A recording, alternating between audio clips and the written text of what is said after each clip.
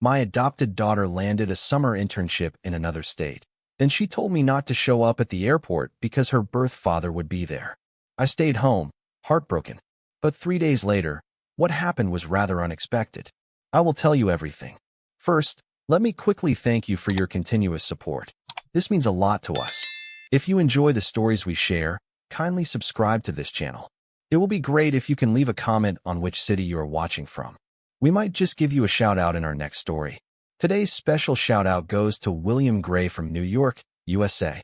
We are glad you enjoy our stories. Now let's go deeper into the story.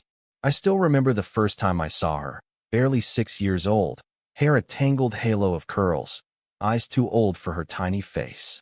She didn't cry when the social worker handed her over to me. She just clutched a beat-up stuffed rabbit and stared at me like she was waiting for the next disappointment. I bent down, smiled, and said, "Hi, sweetheart. I'm your new mom." And she blinked slowly, like she didn't believe me. That night, she refused to sleep in the bed I'd set up with fresh sheets and a handmade quilt. She curled up in the corner of the room, rabbit in her arms, and stayed awake until dawn. I stayed up with her. That was the start. Every ounce of love I gave her, I gave freely, without expectation.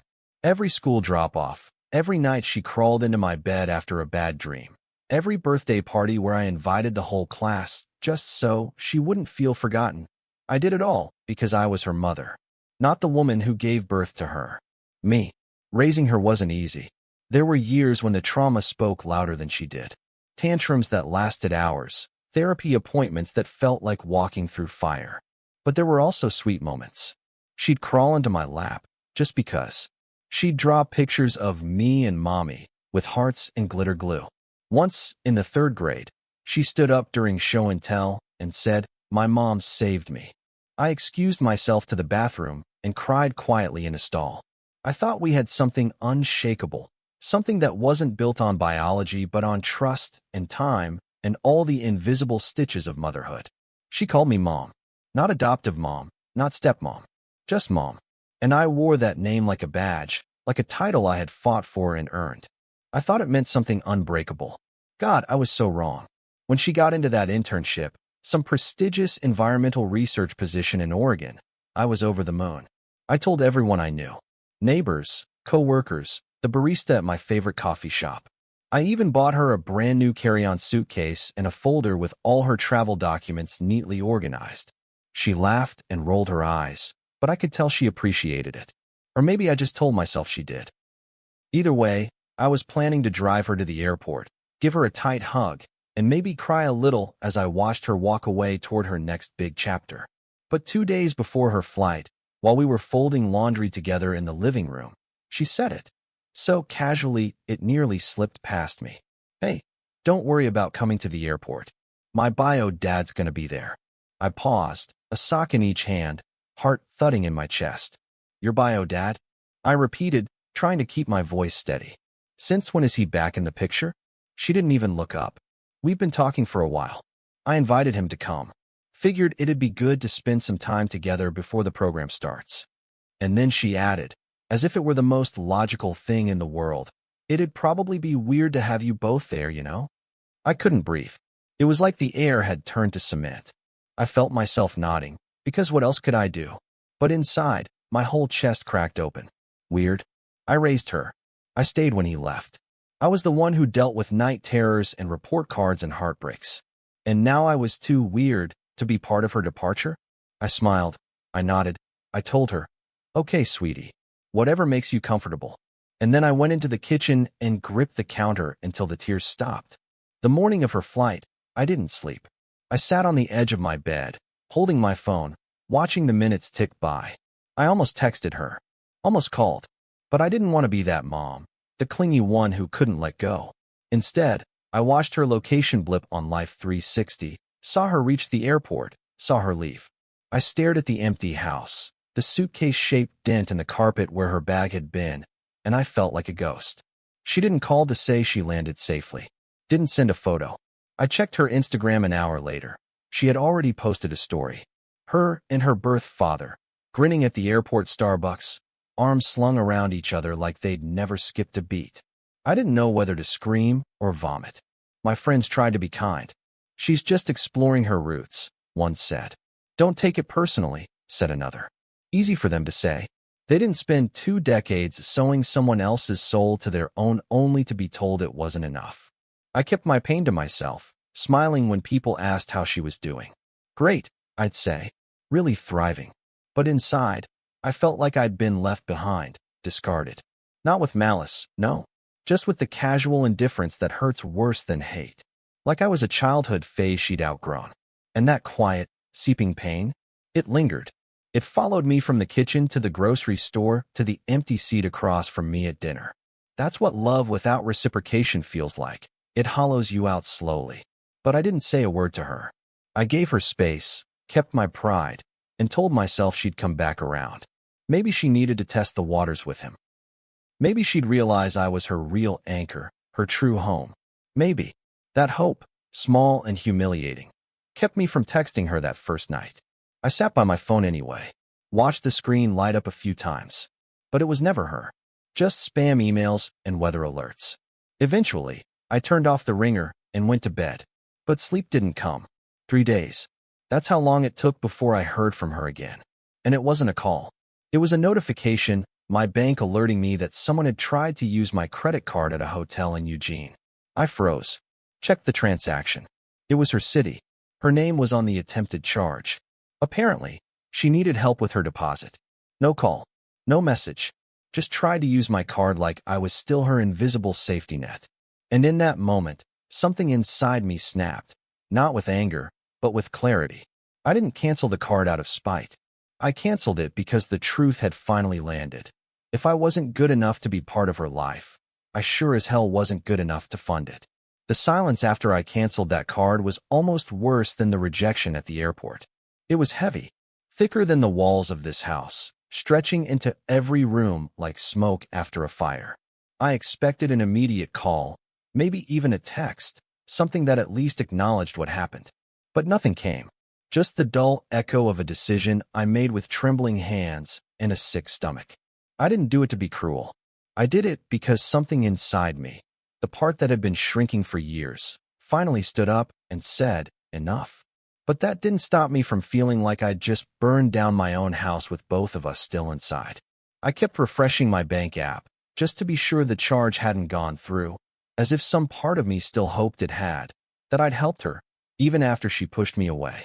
The next morning, I sat at the kitchen table with my coffee going cold, staring at my phone, rereading our last text exchange from a week ago. It was nothing special, just a simple good luck. So proud of you, followed by her thumbs-up reaction. That was it. No heart. No thank you. Not even a love you. But I remember crafting that message like it was a final exam, rereading it 10 times before hitting send, wanting it to be the perfect mix of support and warmth without sounding needy. And for what? A thumbs up? Now, looking at it again, it felt like I had been talking to a stranger. Someone who didn't remember the nights I rocked her to sleep or held her while she sobbed about being the only kid in class without a baby picture from birth. Someone who forgot how I used to stand outside her therapy sessions, wringing my hands and wondering if I was enough. I kept thinking back to the early years, when she still used to reach for my hand in public. Back when she was maybe 11 or 12, and some other kid at school told her she wasn't really my daughter because we didn't look alike. I found her crying in the bathroom that night, and I told her, blood doesn't make a mother.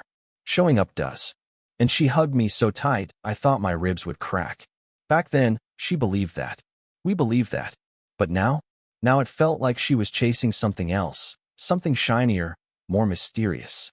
A man who hadn't raised her, but had suddenly reappeared with nothing but his last name and some emotional curiosity. And that was enough for her to put me on the sidelines. No explanations. No conversations. Just a quiet rearranging of the cast list in her life story. And I wasn't the lead anymore. I was barely a footnote. I couldn't talk about it with just anyone. My closest friend, Sharon, came over that afternoon after I called and said, "I'm not okay," in the smallest voice I've ever used.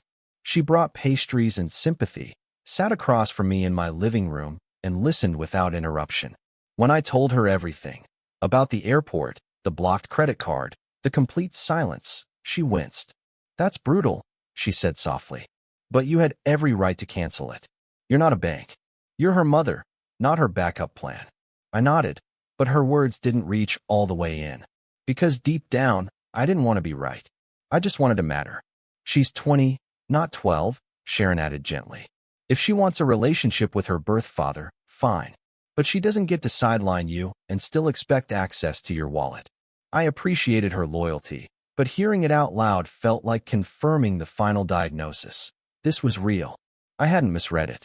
My daughter, had decided I wasn't part of her new life. Not in the ways that mattered. And yet she still felt entitled to the benefits of my love, without the actual connection. Like a subscription she didn't want to cancel because she still enjoyed the perks. Later that night, I scrolled through her Instagram stories again, hoping, foolishly, that she might have reached out. Nothing. But one post caught my eye.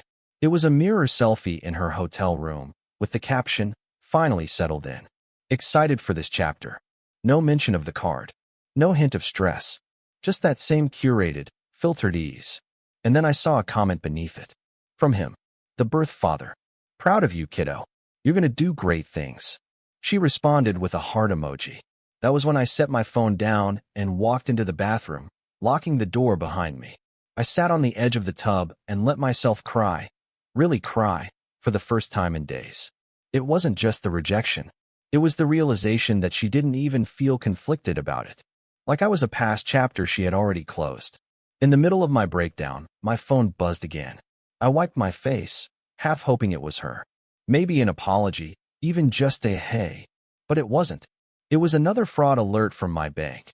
This time for an online order she had apparently tried to place with my Amazon account. I felt my jaw clench, my body go rigid. She still hadn't reached out directly. Still hadn't explained, hadn't asked, hadn't even acknowledged the tension. And yet here she was, trying again, trying to access me without facing me. That's when I knew this wasn't just a misunderstanding. This was a pattern. I was no longer a mother in her eyes. I was a resource, a fallback. I went to my computer and started changing passwords. Amazon, Uber, Netflix, everything. Not out of vengeance, but out of necessity. It felt like putting up a fence after years of leaving the door wide open. It hurt. God, it hurt. But it also felt like claiming a piece of myself I'd let go of long ago. The part of me that knew love wasn't meant to be used like a credit card. I wasn't a line of credit with a human face. I was her mother. And if she didn't want that part of me, then she didn't get the rest either. That night, I cooked dinner for one. I poured a glass of wine, lit a candle, and sat at the table where we used to eat together every night. I stared at the empty chair across from me, and I didn't cry. Not this time. Because I knew, for the first time in a long while, that I was doing the right thing. It wasn't punishment. It was preservation. I couldn't make her choose me, but I could choose myself. It was 3 days after the second failed charge when she showed up. No call, no text, just a knock on the door that sounded too familiar, too sharp, like she was still entitled to enter without warning. I was in the middle of folding laundry, my hands deep in a pile of towels, trying to do something, anything, that felt normal. When I opened the door and saw her standing there, part of me wanted to fold her into a hug like I always had. She looked tired, sunburned across the nose, and annoyed. But mostly annoyed. Her arms were crossed, her suitcase on the front step behind her, and her face already mid-frown like she'd walked up rehearsing her argument the entire way. "You canceled the card?" she said before even stepping inside. Not hi. Not can we talk. Not even my name, let alone mom. I leaned against the doorframe and nodded. Yes, I did. Her eyes widened with disbelief, like I'd just slapped her. Why? I needed that deposit. I couldn't check in, and I had to borrow money from someone I barely know. I let the silence sit between us, hot and awkward, like a weight neither of us wanted to carry. I watched her, really watched her, this woman who had once been my little girl. And what struck me most was that she looked so unfamiliar. Older, colder, less like the child I raised, and more like someone trying to play a role she didn't quite believe in. And maybe that's what hurt the most, how easily she'd slipped into this new version of herself, where I was no longer part of the picture unless it was financially convenient. I canceled it, I said slowly, because I realized something. If I'm not good enough to be in your life, at the airport, in your photos, in your day-to-day, then I'm not good enough to fund it either. Her mouth opened, then closed, then opened again. That's not fair, she said finally. You're being dramatic. I laughed, a dry, bitter sound that surprised even me. Dramatic? You told me not to come to the airport because your birth father would be there. Do you know how that felt? Do you have any idea what that did to me? She rolled her eyes and shifted her weight. I didn't want it to be awkward, okay? I'm trying to build something with him. That doesn't mean I don't care about you.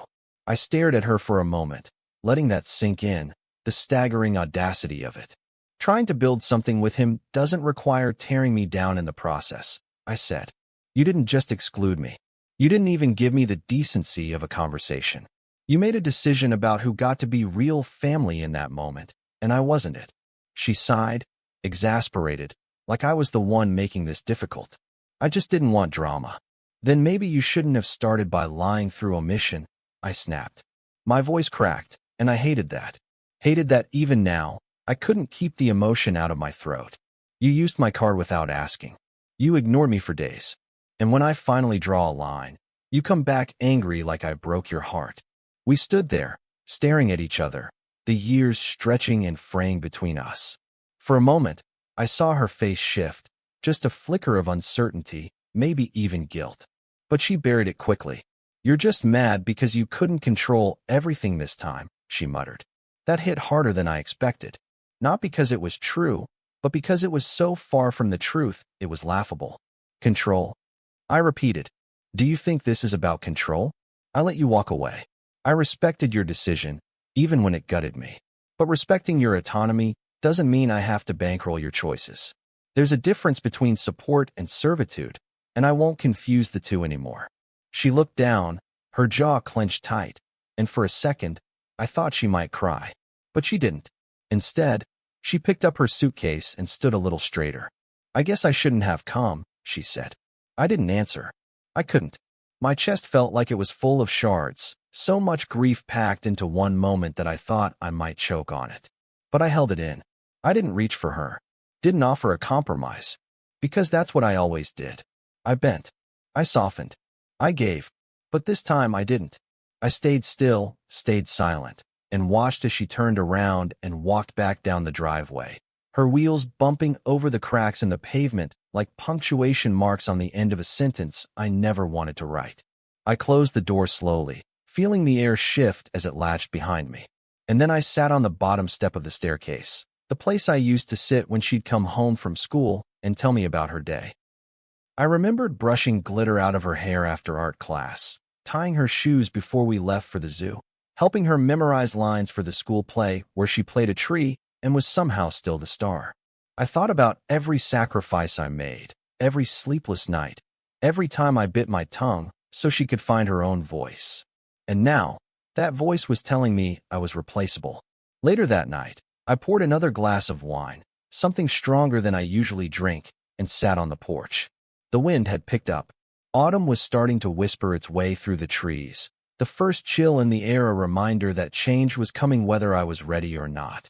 I pulled a blanket over my shoulders and watched the streetlights flicker on one by one. And I thought, maybe this is what parenting adult children looks like. Not the celebrations or the visits home for the holidays, but the reckoning, the painful shift where love meets limits, and you have to decide which one will define you. And I chose limits, not because I stopped loving her, but because I started loving myself again. The fallout didn't come right away. At first, there was just quiet, too quiet. The kind of quiet that makes you think maybe you imagined the whole thing, like your pain isn't real unless someone else is there to witness it. For a few days after she left, I moved around the house like I was underwater. The kettle whistled too loud. The clock ticked too slow. The sound of her footsteps, etched into the wood floors from years of stomping up and down in frustration or joy, echoed in my mind like some kind of phantom pain. And yet, nothing came. No calls. No texts. Just the familiar sting of being forgotten, this time sharpened by confrontation and a slammed door. Then Sharon called again. She always knew when to check in. Not too soon, not too late, like she had some sixth sense for emotional timing. You okay? She asked. I paused before answering, mostly because I didn't know how to define okay anymore. I told her what happened on the porch, the way my daughter had shown up angry, said her piece, and left again. I told her about the part that hurt most. Not the shouting, not even the blame, but the sheer absence of want. My daughter didn't want to understand me. She didn't want to be close. She just wanted the benefits of closeness without the work. Sharon listened quietly until I got to the end, then exhaled like she'd been holding her breath. "You did the right thing," she said softly, but then added, "But I know that doesn't make it hurt less." It didn't. Not at all. Especially when the ripple effects started to hit. The first came from my cousin Trisha, who lived 2 towns over and only called when something was wrong or juicy. "Hey," she said with forced cheerfulness. "So, I didn't want to bring this up, but have you seen what your daughter posted?" I hadn't. I hadn't looked. I thought I was protecting myself by staying offline, by creating a little bubble of peace around my pain. But apparently, that bubble had already burst. Trisha read it to me aloud, and with every word, I felt my face flush like I was standing naked in the middle of the street. It wasn't direct. Of course it wasn't. But it didn't need to be. Nothing like being punished for setting boundaries. Some people only love you when they're in control. Don't let guilt trap you. Family should lift you up, not cut you off. That was the caption. Underneath it, a photo of her and her birth father at some hip-looking brunch spot, both smiling with mimosas in hand. I sat there, phone to my ear, heart thudding so loudly I couldn't even hear what Trisha was saying next. All I could think was, so that's the story she's telling. That I'm the villain. That I'm the controlling, manipulative mother who couldn't handle losing power. Not the woman who raised her. Not the mother who sacrificed sleep and money and dreams. Just the obstacle in her journey toward freedom. Sharon came over that night with wine and Thai food, and I showed her the post. She read it twice, then set the phone down and sighed. "That's low," she said. "Passive-aggressive and cruel. But honestly, I think it says more about her than it does about you." I wanted to believe that. I really did. But all I could think about were the people who didn't know the full story, friends, distant relatives, college classmates, who would see that post and assume I was exactly what she made me out to be. The overbearing adoptive mother trying to hold on to power instead of letting her daughter fly. And maybe that was the part that cut deepest, not the lie itself, but the idea that people would believe it without question. The next morning, I found myself composing a reply. Not on the post itself. I wasn't about to start a public war, but in a private message. I typed out a long, emotionally raw explanation. I told her how much I loved her, how devastated I was, how that post didn't just hurt my feelings. It rewrote our story in front of strangers. I stared at the blinking cursor for a long time, finger hovering over the send button. But I didn't send it. I deleted the whole thing, because I knew she wasn't ready to hear it. And I wasn't ready to beg for understanding from someone who wasn't offering any grace. That afternoon, my older brother stopped by. We don't see each other often, but he heard about the blow-up from Sharon, and he said he wanted to offer a neutral ear. I poured him coffee, and we sat on the porch like we used to during long summers as kids. He listened carefully as I recounted everything. Her showing up, the argument, the post, the silence that followed. When I finished, he nodded slowly and said, "You know, I think she's confused, maybe even lost. She's trying to figure out who she is, and reconnecting with her bio dad is part of that. But I also think she's being incredibly unfair to you." I appreciated his honesty, but what hit me hardest was the first part. She's trying to figure out who she is. I wanted to scream. I helped her become who she is. Every part of her, her resilience, her empathy, her sense of humor, was shaped inside my home, under my roof, with my love. And now she was acting like none of it ever happened. Like she'd just hatched fully formed at 20 years old and decided I was no longer relevant. "It's not just unfair," I told him quietly. "It's cruel." He nodded again, slower this time. "Maybe, but you don't have to carry the cruelty with you. That part's hers." I didn't say anything to that. I just looked out at the street, watching a neighbor's kid ride a bike up and down the sidewalk. He looked about 6, the age she was when I first brought her home. I wondered if his mom knew, really knew, how fragile that bond could be. How you could pour everything into someone and still be left with nothing but memories and an aching chest.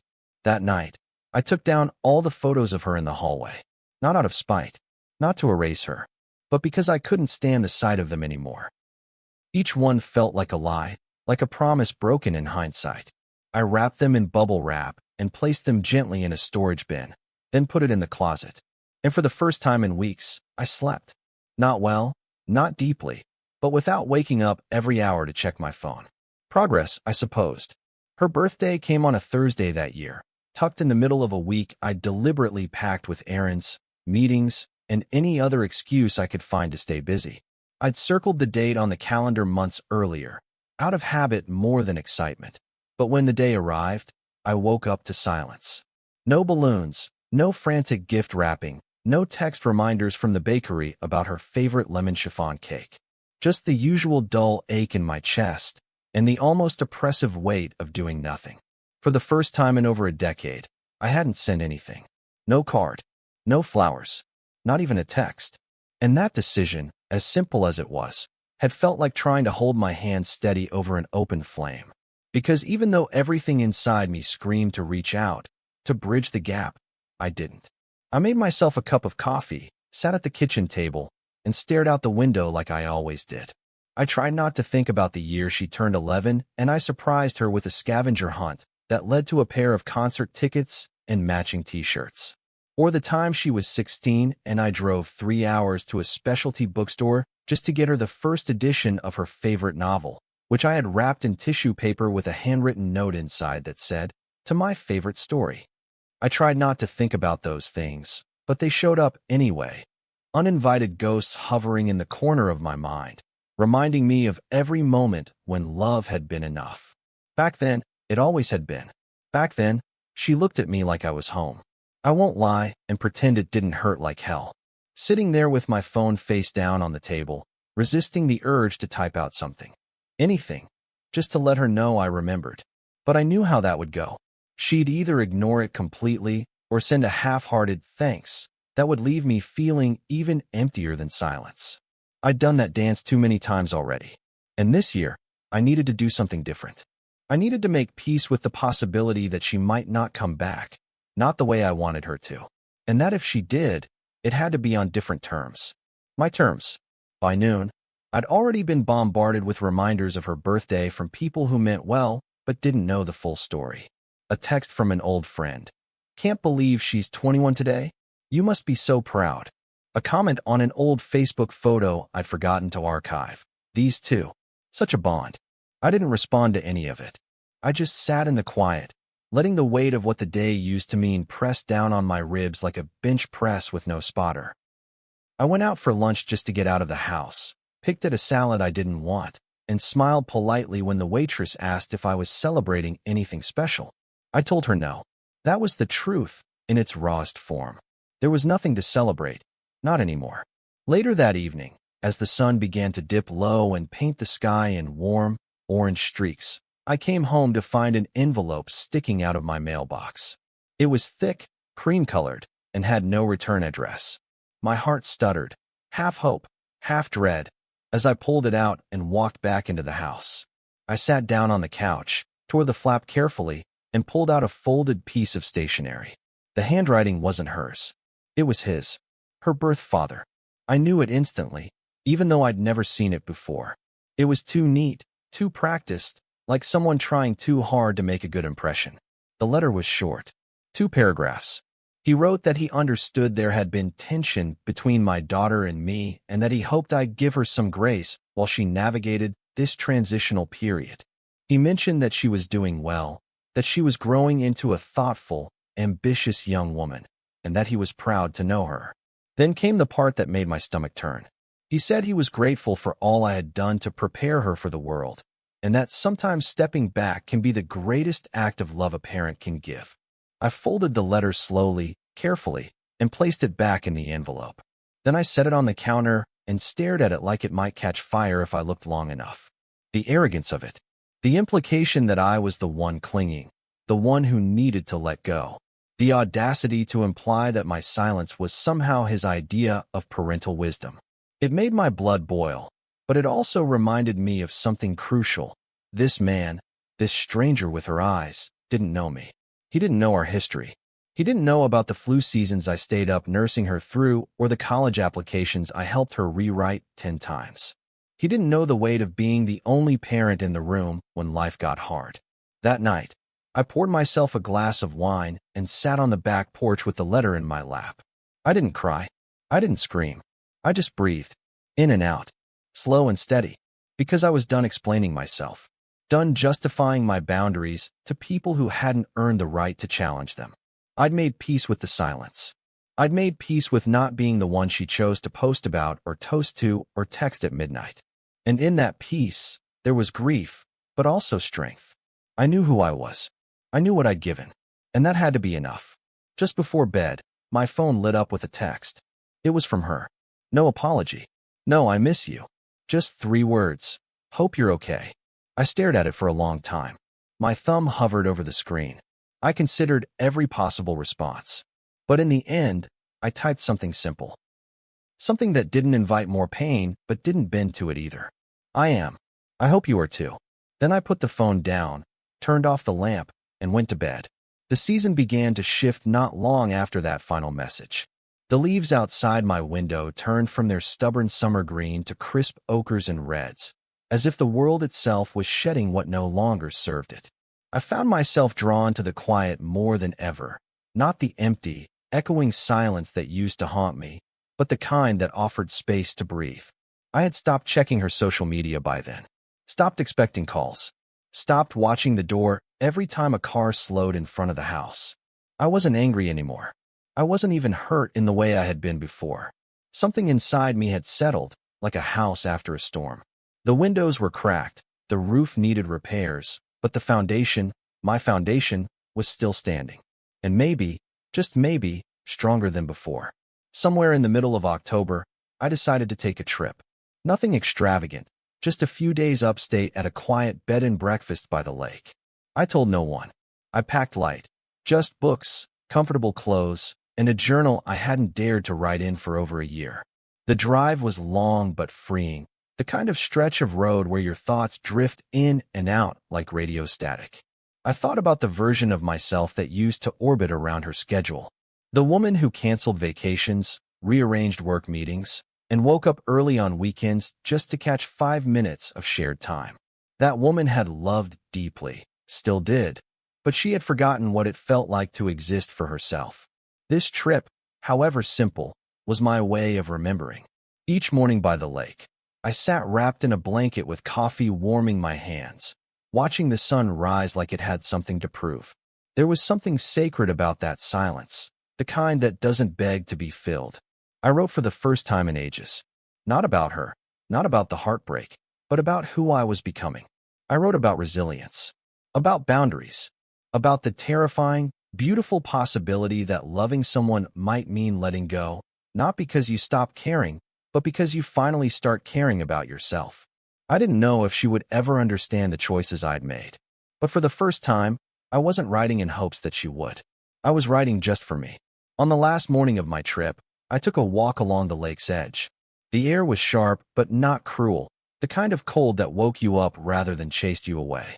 I passed a young mother with a little girl riding a tricycle, her pigtails bouncing with every push of her tiny feet. They were laughing about something I couldn't hear, but I felt it anyway. That weightless joy, the kind I remembered from long ago. For a split second, it made my throat tighten, not out of longing, but from the recognition that I'd lived that once. I'd had my time. I'd given my all. And no one could rewrite that truth, not even her. When I returned home, everything was just as I'd left it, but I wasn't. The living room didn't feel so hollow. The hallway where her pictures used to hang didn't feel like a gallery of mistakes. It felt like what it was, proof. Proof of a life lived in love, even if that love had changed forms. I didn't take the photos back out. I didn't rush to erase them either. I left them in the closet, tucked away, because I knew I could find them if I ever needed to. But I didn't need them to prove I was a mother. I knew I was. A few weeks later, I got a voicemail. I almost didn't listen. I saw her name, and my stomach dropped the same way it always did, like a reflex I hadn't outgrown. But I pressed play. Her voice was quiet, unsure. She said she didn't know what to say, only that she'd been thinking about me. She said she was sorry things had gotten so tense. She didn't apologize for the post or the accusations, not directly, but there was something softer in her voice. Something less guarded. She said, "I guess I just needed to figure out who I am. And I think I'm still figuring that out." Then a pause, and, "Hope you're okay." I didn't call back. Not out of spite, not out of pettiness, but because I didn't owe her the first word anymore. I'd given her a lifetime of first moves. Now, she would have to take the next one, fully, honestly, and without strings. I listened to that voicemail once more before deleting it. Not because it didn't matter, but because I didn't need to replay it like a lifeline. I already had what I needed myself. Now, when people ask about her, I tell the truth. I say we're distant. That things are complicated. Some people press, some don't. The ones who do, I look at plainly and say, I raised her. I loved her. I still do. But I don't fund people who don't see me. And there's always a pause. Some people judge me. Others nod like they've lived something similar. Either way, I don't explain. I don't defend. I don't shrink. A few days ago, I sat out on the porch and watched the sunset, the kind that bleeds across the sky like spilled wine. I wrapped myself in that same blanket from the lake trip and thought about how far I'd come. I thought about the girl I raised, about the woman she's becoming, and about the mother I still am.